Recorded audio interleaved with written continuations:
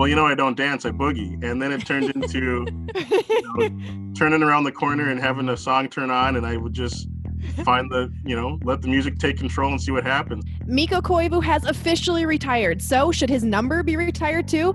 We've got that plus NHL COVID updates, and Jeff Baidoo of the Minnesota Wild and Minnesota Hockey joins us to talk about his new role in creating more equality in the sport we all love. All this coming your way in episode 60. Pay homage to the Met Center, Metrodome, Fogarty, or your favorite former Viking. What's up, Randy Moss mooning?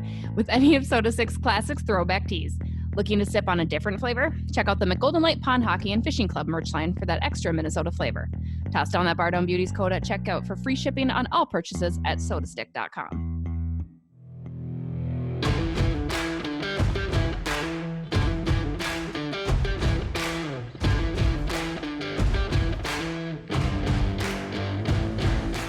Hello, everybody. We're back. Episode 60. I don't know why. I get so excited about episodes that are nice, like even round out numbers. That 60 just sounds good. We're that much closer to 100, which gets me pretty I thought you were going to say 69, which I was like, that's what I'm looking forward to. Nice. That's the nice. Thank you. Yeah, that fits the grand scheme. We should celebrate that like it's like 100th episode and just go like I think all Zach out. Helgerson needs to obviously be our episode 69 Zach, guest, if you're right? listening, please. Yeah. That only makes sense. Yeah. It only makes sense. We're going to do it. It's done. It's a sealed deal. Zach, you're in on episode 69. Appreciate your willingness and agreeing to that. We got some hockey to talk. Not a lot because we did do some one-offs this week. Be sure to subscribe and check out our YouTube channel for all of that. We discussed Mikko Koivu, who obviously announced his retirement earlier last week. Congrats to him on a great career. The one thing we didn't touch on, Alexis, in that exclusive was the retirement of his number, which is so we should have talked about it, right? But we didn't. Do you think that the Wild are going to retire Mikko's number, and when do you think that might happen? Do you think it makes sense? What are your initial thoughts on number 9 going to the rafters at the X? Are the Wild going to do it? I don't know. Should they do it? 100%. I have been pretty adamant on that since he announced that he was going to the Blue Jackets. Like when he signed with them, I was like, okay, he's not on the Wild anymore, but y'all better retire his number. And then when he announced his retirement, I was adamant again that he should have his number retired.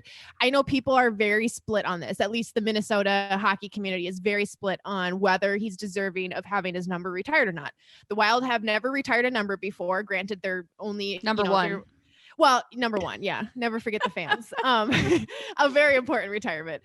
But they've never retired a player's number before. So you are in a way setting the standard for like, okay, if they retire Mikko's number, that's your basis then. Like you did that. So then anything above that needs to be retired and yada, yada, yada. So I know a lot of people's discussion over it is that this is then setting the standard, and is he worthy of being the first retirement and setting that standard? I just think yes, because I just think that everything that he did for this organization, his stats among the organization, I think speak for themselves. His leadership among the organization speaks for itself. And I really think that you could see his value on this team in the time that he was with them and in the short time that he was gone. You could see what he did for this team. So I think he's worthy of it. And I am trying so hard to say that as an unbiased view of just thinking, as a hockey person, does this make sense? Because yes, I loved him as a player, respected him as a human being. And I was sad to see him go, but I really think that he deserves to have his number retired. And I stand by that. What do you feel about it, Jesse? I'll play the skeptic, because as a hockey person, you look at teams across the league and the numbers that they retire and the players that are attached to those numbers. It's Hall of Famers. It's folks that are going to be enshrined in hockey forever, right? I mean, it's not something willy-nilly that you just toss up there. I don't see Mikko Koivu as a Hall of Famer, so that right there negates kind of that traditional aspect of a jersey retirement. Does he mean so much to this organization? Absolutely, 100%. And, you look at him and you think Minnesota Wild automatically. For that reason, because it's a very Minnesota thing to do, I think absolutely they're going to retire it because that's what they do. Again, you have the number 1 hanging for the fans. It's, no I'm discredit to getting to roasted for that. No discredit to the organization by any means, but that's kind of that's just who they are. And so they are going to kind of do things on their own path, right? And Minnesota likes to toot their own horn in their own way accordingly. So I think for that reason, Mikko's number gets retired. But again, I'm a little skeptical because I don't think he would be a player on any other team or in any other organization, even if he had the longevity. If he was in Boston, even if he had played his entire career there like he did Minnesota, they're not hanging his number, right? No. And again, that's an original 16. But you look at other squads around the league that maybe are similar to the Wild in the respect that they aren't an original 6. And there's a lot of things that you have to check off in order to have your jersey retired. And as much as I think that should remain the same across the board, I think Minnesota will say, nope, he checks the box that we want. And that's the loyalty. And that's that. So I think you'll probably see it at some point in time. I look forward to when Mikko makes his return to Minnesota and they can honor him accordingly, because I think he 100% deserves that. But at the end of the day, it'll get retired. I just think maybe it shouldn't. I think, I don't know who. So you and I are like on exact opposite pages. I'm like, I don't know if they will, but I think they should. And you're like, they definitely will, but I don't know if they should. Exactly. Exactly. I mean, that's again, no disrespect to Mikko or to the organization. I just think in general, I'm very like, Hall of Famers. That's who gets, I mean, Willie O'Ree is finally getting his jersey retired in Boston. And that's, that should have happened a long time ago, exactly. But so it's funny when you said Boston as an example. I was like, he's no Willie O'Ree, that's for sure. But it's right. Every organization has their own rules to it, right? You get to do what you want. So again, Nashville loves to hang banners for everything they do. So whatever, maybe. Why not? Yeah, you're setting the tone whether you do it or you don't. So we'll see what the Wild decide to do. Exactly. For more of our thoughts on Mikko's retirement and his career here in Minnesota and his brief stint in Columbus, feel free to go check out our YouTube page. Again, similarly, we discussed this on our YouTube page in a one-off. Obviously, the COVID ravaging the NHL, ravaging the Minnesota Wild. They have been on pause since February 2nd when they were in Colorado. They got one game out of that 2-game series. We talked at length about the Wild being shut down, right? And they are expected, according to Bill Guerin, we're recording this on Friday. According to him today, they are expecting to go to LA and play their series with the Kings starting on Tuesday of this week. So that's promising. I think it's kind of, as some of the players, we talked to Marcus Foligno, who jokes that he feels bad that he's the one that maybe brought it in. And Matt Dumba even brought up, he is glad the team's going through this now as opposed to later, because it's become the norm. Alexis, do you think, every team's going to go through this, right? At this point, do you expect fully that every single team is going to have this hit? Now we've missed more than 30 games have been postponed and rescheduled. I think we're close to 40 at this point. Exactly. Do you see this just kind of, like Dumba said, it's the norm and it's to be expected that every team in the league will deal with this at some point?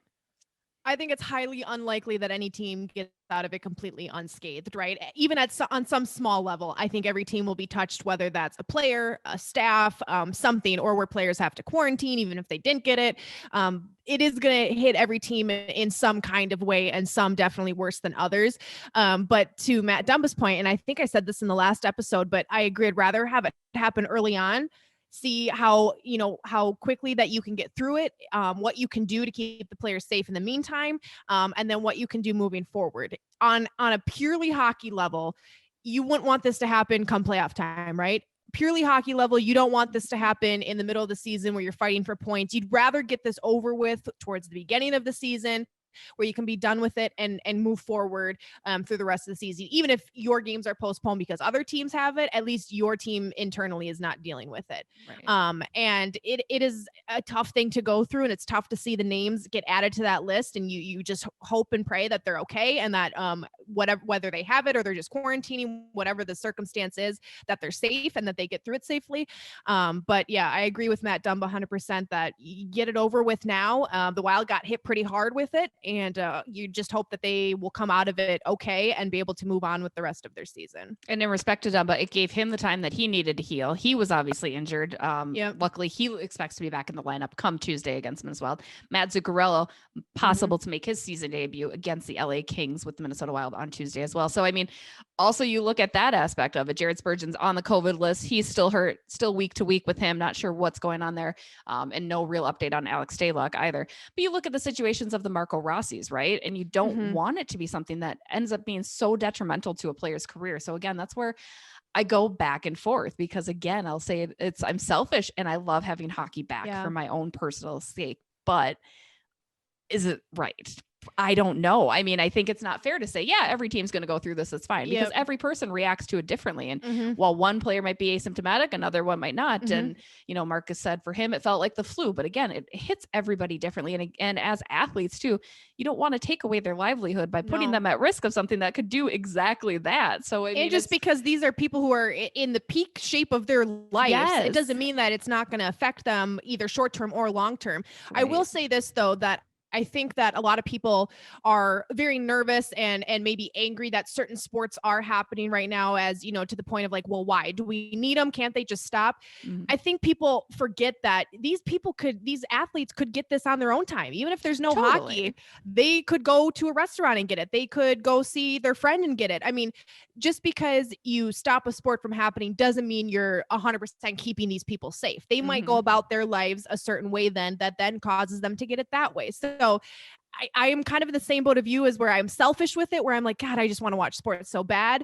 And, they might get this anyway. They might go through something similar anyway. But the other part of me is wondering, well, is there a safer way to do this? Well, you have to also remember the financial aspect. Yeah. The NHL is not flush with cash like the NFL. Nope. So they have to figure out something to bring some cash in, because if right now they're only getting TV revenue, they're not getting any gate. And then all of a sudden you take away both, they're out for a full year. There could be franchises that would be closing. Yeah. And so yes, 100% life is the most important thing, but is there appropriate line where risks could be taken to make sure that things don't collapse? Right. And the NHL obviously releasing stricter protocols, and Minnesota Wild in particular, because they've had the outbreak, are now even adhering to even stricter than other teams across the league. I mean, really, they're creating the tightest little bubbles they can. Players are having to stay at home and you can't do anything, and family members then impede, which again is where I get a little skeptical. Like, that sucks. If I'm married to, my husband's an NHLer and I have to stay home the whole time with the kids and do this for months. Go anywhere. Like, it's impeding on, every day. And again, we're all feeling this in the normal world too, right? Certainly I'm not out there gallivanting around by any means, but just, it challenges those things. And, I'm intrigued to see what other changes are being made, and teams are wanting to get back. I think it was Arizona that announced they will have fans in the stands now too, which again, it sounds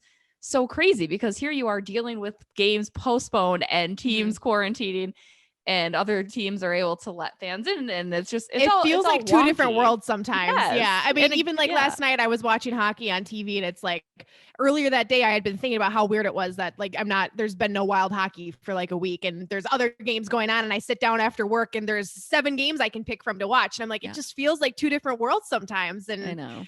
I mean, I applaud the NHL for adjusting quickly and trying to make new protocols to keep them safe after they've seen, what has happened. And I think that's the best you can do. To Fred's point, they have to find ways to keep the business going, to make money, to, keep the league going. And they are adjusting on the fly. They're trying to take results and take these changes as best they can, and make changes when necessary. And that's really all, they're no different than a small business. They're no different than a restaurant or anything. They're doing the best they can and adjusting when they can. And that's what they're doing. So exactly. One thing that I don't like about some NHL teams right now, the Vegas Golden Knights and their gold helmets. Guys.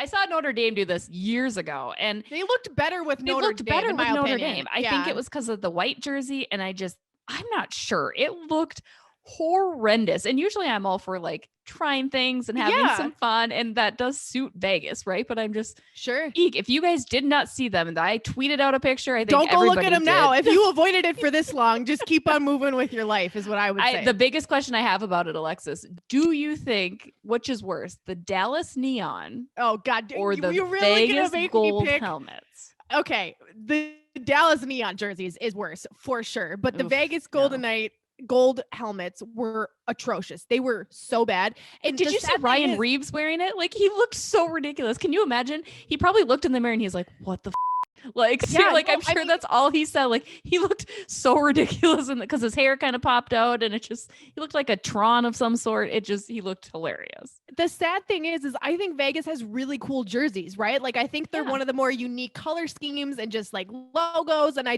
really like their jerseys. Fred loves the black and gold. Yes, I love the bits of gold on their jerseys. Like, I think they're super cool. The gold helmets absolutely have to go. They have to go. First off, don't just loop me into like loving everything. Don't you love Second the black off, and gold? I love black and old gold, which are the colors for my alma mater, University of Missouri. It's an old gold. Just go back on mute. Not just like a gold, bright gold. I went to Mizzou. I'm really special. Super special. I just the gold helmets 100% no for me. And I even I quote tweeted your tweet, Jesse, and I saw someone responded. They were like something about how other teams have done this before. So many people missed it apparently. I know, I was laughing. I'm like, nobody saw this? Like, did we forget it? I mean, of course, I was just trying to watch any hockey that I could, like you had said earlier, but yeah. I think the funniest shots were like the pictures of the players on the bench, and it's just like gold helmet lined up next to gold helmet. I'm like, this is the worst look I've ever seen. Like, not great. I haven't been this worked up since the Stars released their neon jerseys, but I'm like, if I have to see these helmets again, I'm literally just gonna watch a different game. That's the end of that story. Yeah. That's all it is. It's just not good. Not good. Moving on. Since I got mad about something on the podcast. Wow. Alexis That's why I had to include it in. I was like, we gotta talk about those. There's something seriously wrong here. Before we take a break, I do want to give a shout out to USA Hockey, who kicks off their Hockey Week across America. Special events all week long celebrating USA Hockey and the game here in America. So we certainly love to see that. Try Hockey for Free also happening this coming Saturday. Be sure to take your kids out if you've got a 4-year-old, a 3-year-old, someone who certainly has never played hockey. It's a great time to get them out and try it for free. Imagine that. So shout out to them. Jeff Baidoo, our guest, will be talking a little bit more about how we can make outreach happen more in the hockey community and make hockey for everyone. So we'll be back with him after this short break. Hey guys, this is producer Fred. Gentlemen, I want to take a moment and talk about your hedges, about your rough, your fairway, your greens, your front lawn, and backyard. Is it manicured enough to improve your overall curb appeal? Well, we want to introduce you to our new partner, Manscaped. Manscaped has redesigned the electric trimmer. The Manscaped engineering team spent 18 months perfecting the greatest ball hair trimmer ever created. They just released the new and improved Lawnmower 3.0, waterproof for shower trimming, a premium battery and charging station. Manscaped has you and your sensitive areas covered. Get 20% off and free shipping when you use code BEAUTS at checkout. That's 20% off and free shipping when you use code BEAUTS, that's BEAUTS, at checkout. We're back. Joining us now, originator and star of the Baidoo Boogie, member of the Minnesota Wild fan relations team, and new equity advisor with Minnesota Hockey, Mr. Jeff Baidoo. Jeff, how you doing? Doing very well, thanks. Thanks for having me. Hey, thanks for joining us. I am loving the hat, loving the hoodie. Tell us a little bit about what you're rocking as far as for our YouTube viewers, your look right now. Absolutely, yeah. No, I'm in some Fanatics gear from the NHL. The We Skate for Equality hashtag came out while they were in the bubble, just to kind of shed some light on two social justice issues, which I'm really happy the league jumped on board with. I own a few of these sweatshirts with a few different team logos on them, but wear the NHL one proudly. And then my hat is from Hybrid Nation, which is a company that Jeremy Sutherland, brother of Justin Sutherland, who you might know from Iron Chef and Top Chef, started, and really unique company with some great clothing that kind of just helps spread a unique message. And this hat says "In Diversity We Trust." I've got quite a bit of gear from them as well that displays just staying hybrid, staying unique to unity and equity and inclusion and all of the above. So happy to sport it, and for quality when I can. Exactly, right? Hockey is for everyone. You and I have talked at length about this. You're now Minnesota Hockey's equity advisor, and you see finally a youth association putting their foot forward, right? And making sure diversity and inclusion in hockey truly is for everyone. You had a great quote to me saying that it's more than just a hashtag. And we just see hockey is for everyone hashtag, and it's kind of thrown out there willy-nilly. But from your perspective, what have you seen from USA Hockey, Minnesota Hockey, and now the NHL as far as really making it more than a hashtag and making it truly for everyone the best that they can and putting that step forward? Yeah, and it, the sport of hockey has a unique place in my heart. My parents are both from West Africa, from Ghana, and so when they moved to Alberta, they assimilated to the Canadian culture with the sport of hockey. And so I look at some of the friendships and lifelong things that they've experienced in their lives, having moved from Ghana to Edmonton. My brother and I were born in Edmonton during the 80s, right? So an interesting time to be a sports fan in the city of champions in Edmonton there. So it's more than a sport. It's bigger than that. And it's really cool that Hockey is for Everyone kind of displays that. It really embodies that the sport is for everyone. It doesn't matter, your background of any kind. You're welcome to enjoy the sport, play the sport, and be a part of something bigger than yourself, which is ultimately the goal. How do you feel as someone who, you talked about, assimilating to that hockey culture, not having it, your parents assimilating to it and kind of growing up in that? How do you use your background and your family's culture to your advantage now that you're in the role that you're in? And, what does that look like for you? Yeah, thanks. It's a fun way to explore the sport and kind of my history and how my parents, like I said, assimilated to the Canadian culture through it. A lot of my friends growing up, we were all first generation Canadians, and our parents were all from different parts of the world. So any household we went into, it was immediately you were immersed in another culture. But one thing you could bond over and have a similarity with was cheering for the Oilers or cheering for the Jets or whatever Canadian team was on Hockey Night in Canada on Saturday night. Everyone was doing the same thing, and you always knew exactly where your friends were at that time, and when you saw that goal or that deke or that celly or what have you, because you were together watching the sport of hockey. So it's definitely something that I've grown up with and really embodied, and it's cool to now have a chance to kind of spread that word and do the same thing with the sport, especially here in the state of hockey. Well, right. It's like Canada. We love to tell people that, right? Like, hey, we're just like Canada. But it is. You had mentioned it helped your parents assimilate to the Canadian culture. And it is that bond that ties us together, right? Like, we're so proud of it. And why is that important for folks coming in and to feel welcome, right? That's more than ever why you want everyone to feel included, because it's so ingrained, especially here in Minnesota and in Canada. And as the sport grows, is that really why we need to do a better job at opening our arms to folks from everywhere?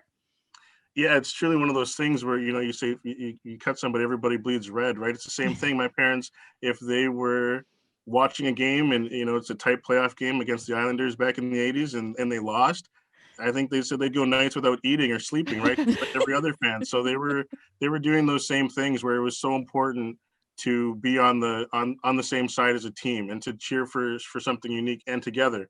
And it brought a whole community together in Edmonton. And I kind of, like I said, grew up in that and witnessed it happening.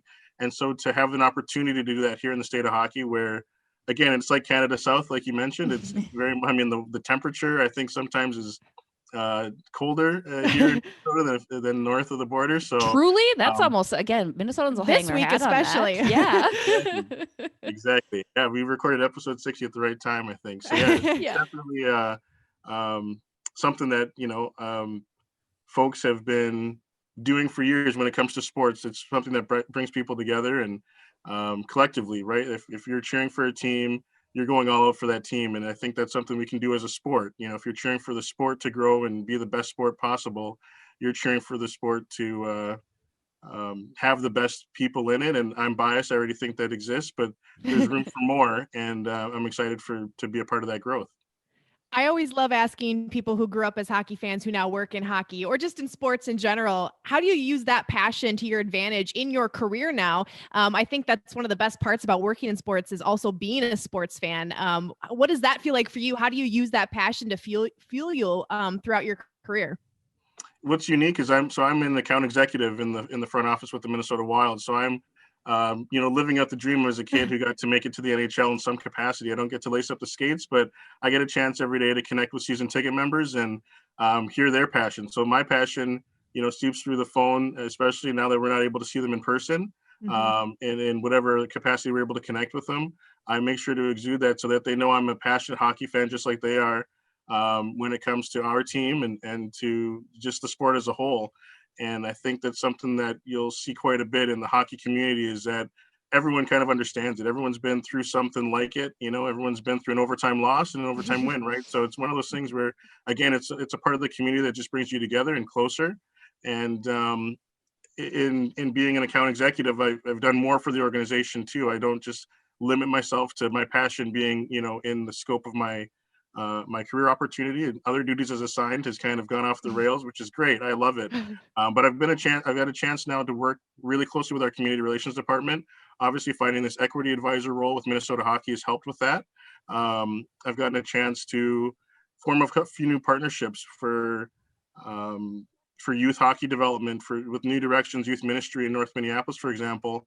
Next week, we'll be helping put up a rink, a portable rink right in North Minneapolis in North Commons Park for kids to skate on. And we were running into obstacles like water source, for example. And now we've got the Minneapolis Black Firefighters Association there to help flood the rink, because a few of their members actually used to skate at Powderhorn Park when there was a rink there, right? So it's so unique to see how much the sport has been a part of people's lives, even though you wouldn't necessarily think of it. And what it gets a chance to do is just bring the community together. And the hockey community already exists here in Minnesota, which is brilliant. And we've got, like I said, the temperature and the capacity to put more rinks up. And so that's exactly what I feel like I'm doing, is by sharing that passion with folks. They get a chance to see a kid who loves the sport, but also now I've identified myself as a guy who works in the front office, who doesn't necessarily have to lace the skates up, but somebody in this community could look up to and find as someone who now they could be an executive as well. So there's definitely unique things that have grown from it. And I'm really excited to just keep those going. I mean, if you can see it, you can be it. We've said that I don't know how many times with our various guests, right? And you're exactly right. How did you find yourself in this role with the Minnesota Wild? What was your trajectory? What was your path there, and what led you here? I know you were bouncing around Canada for a little bit, and then you kept with the cold climate to the southern border here. Yeah, no, that's a great question. So I, right out of school, so I graduated from Waseca High School in southern Minnesota. After having lived in Edmonton and Winnipeg, through my youth years. And then we moved to Minnesota. My dad's a professor for the University of Minnesota, which is what brought us here. And so, graduating in a small town like Waseca, and then coming up to the big Twin Cities at the U, and getting a chance to see all the sports teams and everything like that. Obviously, my passion for hockey's never left, but I graduated with an HR and communications degree at the University of Minnesota. I went on to work at an online institution in downtown Minneapolis on the advising team, where I was advising undergrad, master's, and PhD students, which was, again, an incredible experience, but wasn't quite the same after having gone to a school like the U to work for an online school. So the Wild actually hosted a couple of networking opportunities. I remember very distinctly they were against the Flames. And was it through Teamwork Online? It was indeed, yes. Yes, I'm sure we bumped into each other there. I was constantly at those events. You may have been, yeah. So they had hosted a few right in the front office. And I remember just walking in and seeing the logo on the door and thinking to myself, like, this is a really cool experience that I'd like to repeat over and over again.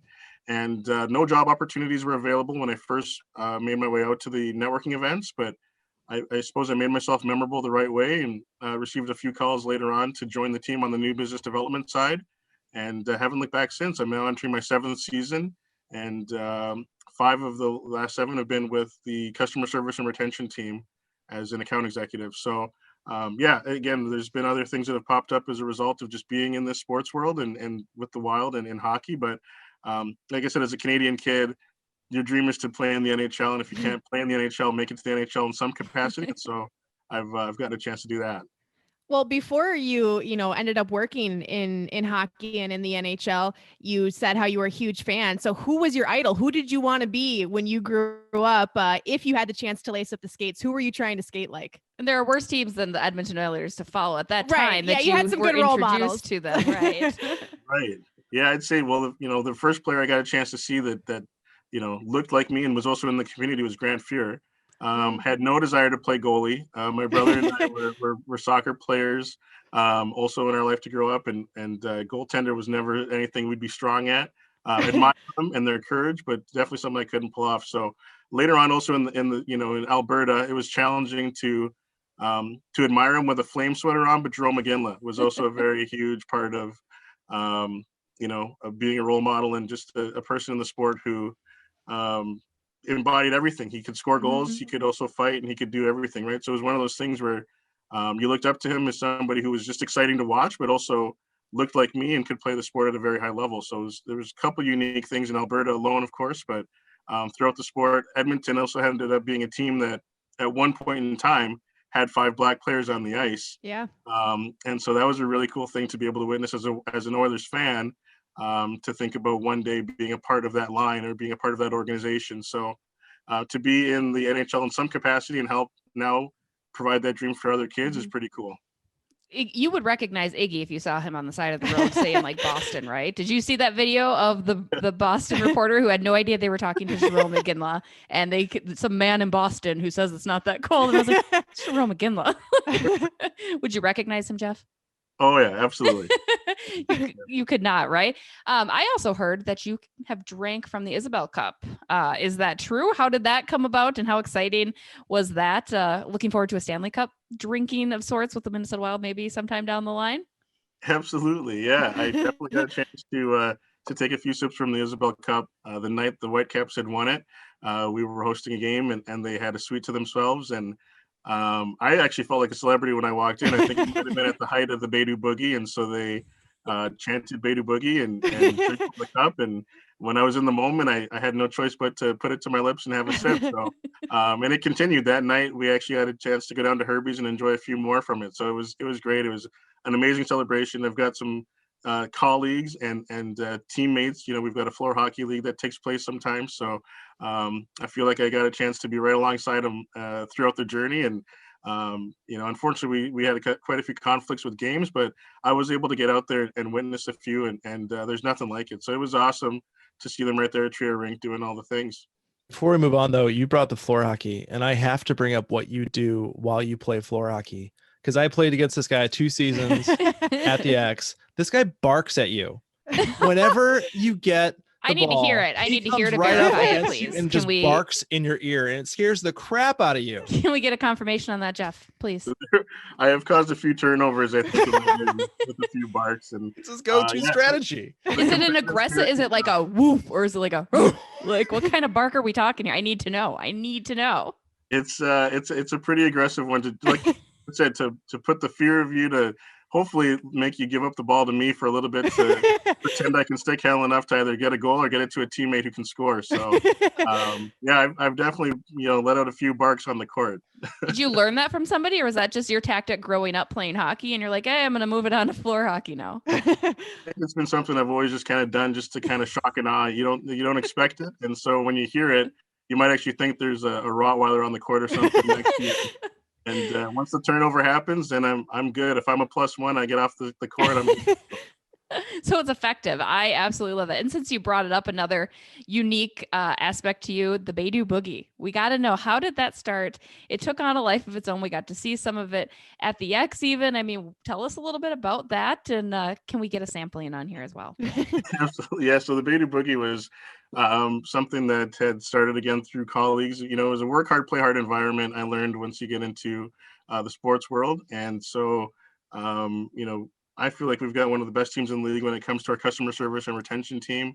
Again, we work hard, and so the play hard kicks in a little bit too when we get a chance. And I remember it was kind of just a silly thing. I was walking by someone's desk, and I ended up going back and forth a few times, and they asked if I was doing a dance move because I had forgotten actually why I'd gotten up. And so the last time, I think it started off on Snapchat as a 10-second snap. You know, it was like, Jeff, do something cool.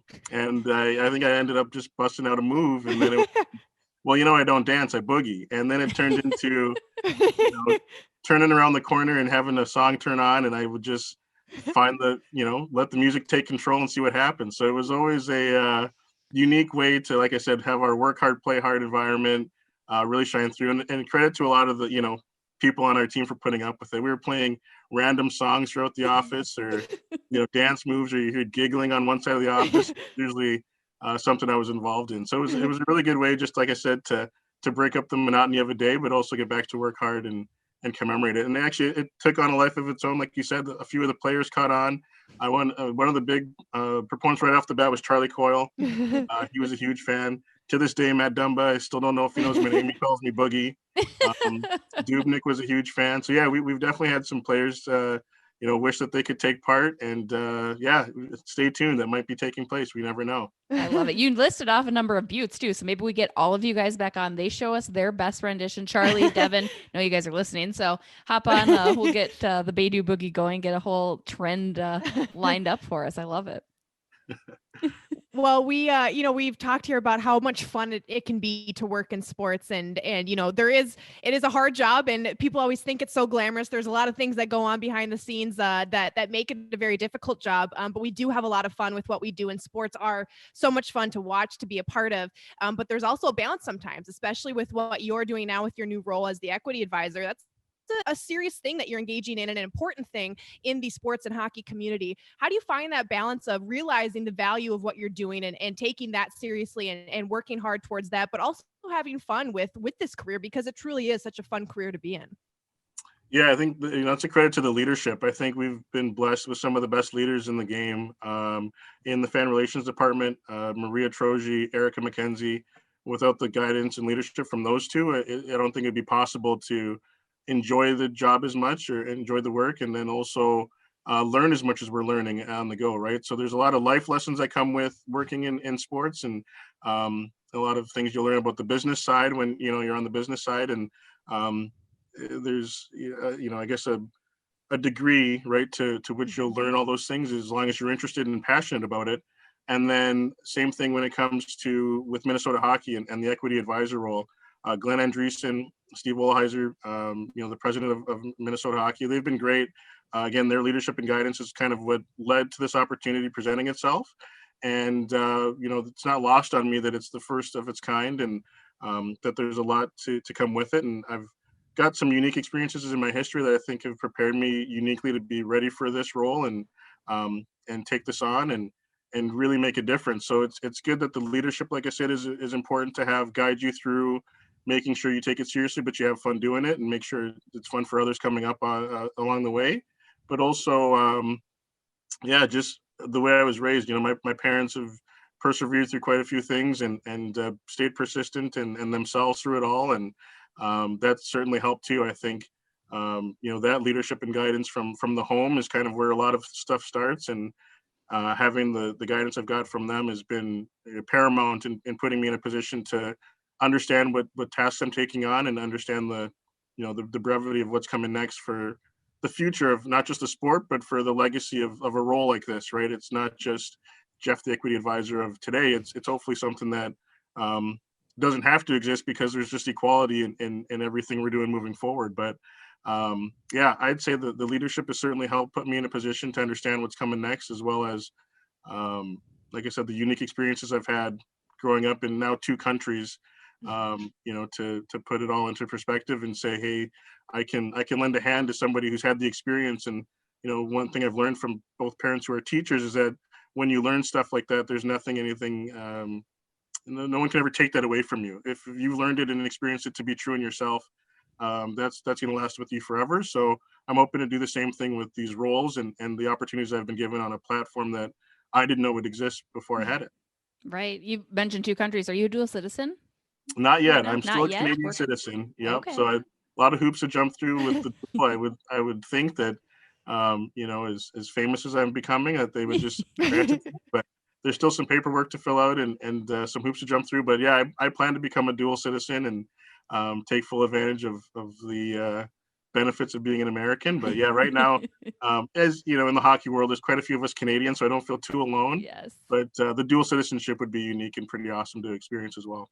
I certainly want you to use your boogie to maybe lure somebody like, I don't know, Connor McDavid from Edmonton or something. If you could do that, that would be really, really helpful, I think, to the Wild fan base. You up for it? Absolutely. Perfect. Love it. Connor, you're listening. I'm sure you are. We'll send that video out to you to bring you to the Minnesota Wild. We certainly could use you, maybe kind of some of your skills. There might be a fight for that number, though. We'll have to see. That's very true. That's very true. Before we let you go, I mean, again, I want to bring it back to the equity advisor role with Minnesota Hockey, because I do find that to be so important. It's great to see the NHL get behind it, but you need to start at the grassroots. Everyone knows that you need to start at the bottom, especially when it comes to the kids, and you want the kids to get involved in the game. How can people reach out to you? How can folks here in Minnesota, if they're parents or coaches, learn more about your role or learn more about how they can help make sure that hockey truly becomes for everyone? Absolutely. Yeah. I can be reached at jbaidoo@minnesotahockey.org. And that's an email address that was recently created for me in this role so that I could be of assistance. I think there was a time when, those who look like me weren't feeling as empowered to play the sport and enjoy it, just like everyone else who gets a chance to do this, especially here in the great state of hockey, right? So the equity advisor role is definitely something that's popped up to empower kids and families and those who traditionally haven't known that the sport's been there for them to enjoy, and put them in a position to learn how to do so. I think that there's a lot of education coming through this role and in the sports world when it comes to diversity, equity, and inclusion. And so there's quite a bit to learn. And so, yeah, USA Hockey has done an amazing job. There's a lot of resources that are on the way. They're still coming, but there are still quite a few that are out there now too. Visiting, any website basically that's attached to USA Hockey or Minnesota Hockey will have details on what's to come. But yeah, if you were looking to reach out to me directly, jbaidoo@minnesotahockey.org is the best way to get in touch and go from there. I just have one last question. What does the hockey scene look like as far as equality goes in 5-10 years? What is that vision for you? What are you hoping to see? What kind of changes do you want to be made in that time? Well, I'm already biased in thinking that we've got the greatest sport in the world. And so what I think comes next in the 5, 10, 20 years down the road is finding the best athletes and putting them in the sport. I mean, if you think about putting, for example, LeBron James on skates and seeing him go up against just another beast, right? It's just so many different things that I'm expecting for this role to hopefully, like I said, shed light on and create. But I truly think right now we're looking at, not very many African-American or African-Canadian players playing in the league at the highest level. And, in order for our sport to continue to grow and to be the best internationally and worldwide, we'll continue to add diversity to put the best teams forward. So I think what we'll see is a much more, the diversity exists. I think it's the inclusivity. We're going to start including more. I think they'll grow the fan base, right? We'll see a much more colorful scene in the stands, and therefore we'll see a much more colorful scene on the ice eventually down the road as everyone falls in love with the sport, because you have no choice but to when you see it in person. And my goal is to get as many people in front of it as possible. Heck yeah, we're all on board with that. Yeah, we love growing the game. Certainly, Jeff, thank you so much for your time. Thank you for all that you're doing to help grow the game, be an example for kids and parents and adults alike. We really appreciate it. And for the dance moves, if you have any tips for my dance moves, I'd love to hear them at any point in time. Absolutely. We're going to take a quick break. We'll be right back. Calling all Beauts, our Bardown Beauties Teespring line has everything to help make you an official Beaut. Whether it's waking up with a hot cup of coffee from a Bardown Beauties mug, rocking our Land of 10,000 Beauts crew neck, or tossing an official logo on your water bottle, we want to make you an official part of our team. So support the Beauts with the purchase. Go buy something right now. Love you guys.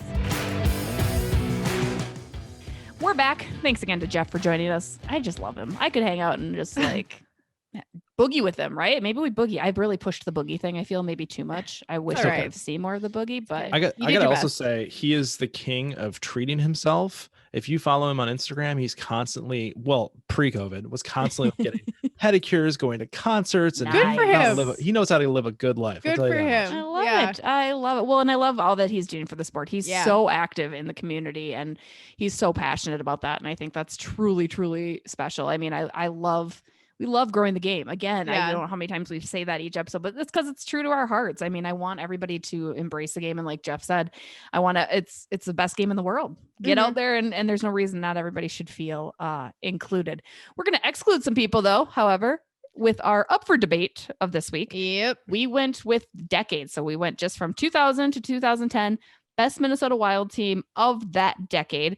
Not a whole lot of greatness to pick from, Alexis. I mean, in general, let's be honest. Although I would argue that's where the better teams were compared to the second decade. So I don't know. We did the inaugural season. We did the 2002-2003 epic playoff run season. And then 2007-2008, which is when the Wild won the Northwest Division. # bring back the Northwest Division. So always Alexis's new platform. Bring back the Northwest Division. Need to plug it every episode. I just am waiting. So I would say that those were three pretty good seasons to choose from, and you can kind of go from the aspect of like the roster, like was that when the best players were around, or was it the season? I went with 2007-2008, and granted, in 2000, 2001, I was 5.